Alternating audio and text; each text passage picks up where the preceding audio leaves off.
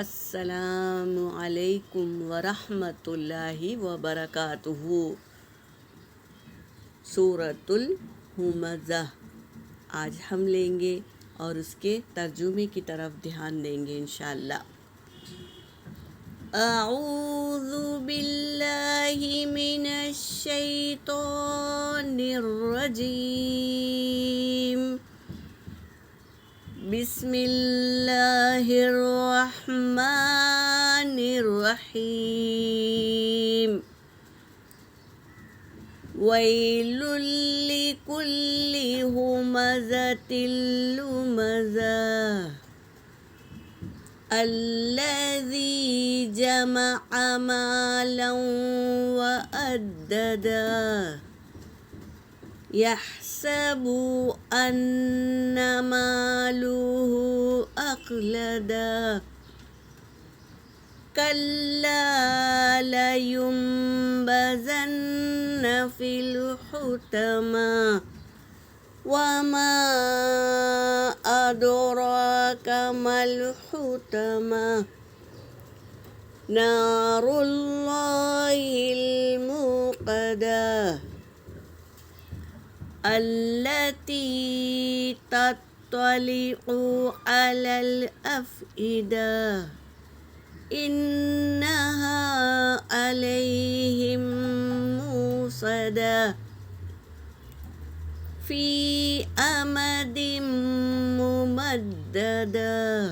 صدق اللہ العلی العظیم۔ ترجمہ کر رہی ہوں۔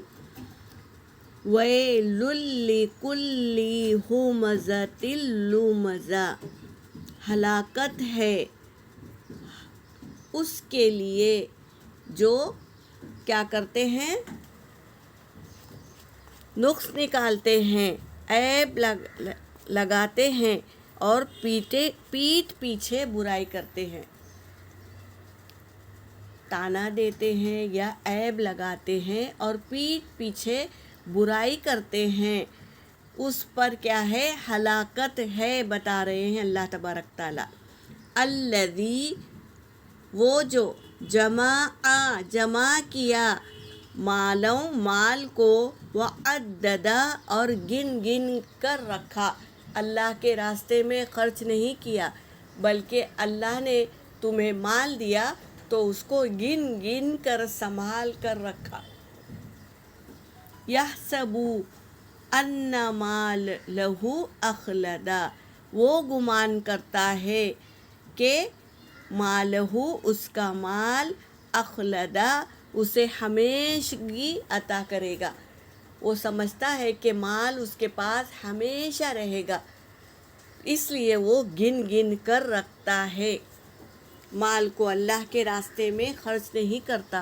جو اللہ کے راستے میں خرچ کر دیتا ہے تو قیامت کے روز اللہ تبارک تعالیٰ اسے اس کے بدلے میں انعامات عطا کرتے ہیں، لیکن یہ کیا کرتا ہے، مال کو گن کر رکھ دیتا ہے اور وہ سوچتا ہے کہ ہمیشہ رہے گا مال اس کے پاس۔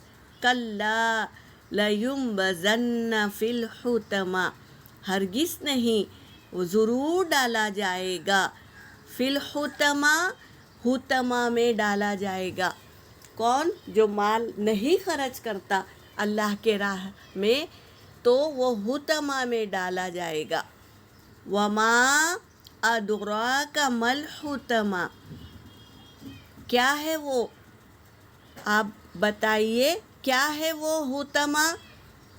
نار اللہ الموقدہ، اللہ کی آگ ہے جو کیا ہے، دہکائی ہوئی ہے، یہ اللہ کی آگ ہے۔